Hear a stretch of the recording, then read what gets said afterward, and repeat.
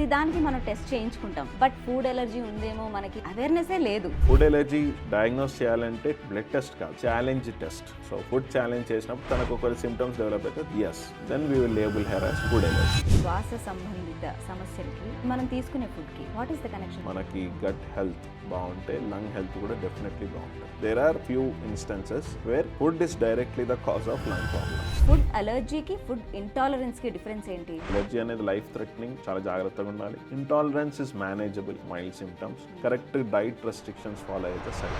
ఈ అలర్జీస్ ని, ఆస్మాని ట్రిగర్ చేసే ఫుడ్ ఏమైనా ఉంది? ఫస్ట్ ఇంపార్టెంట్ థింగ్ దాంట్లో ఏంటంటే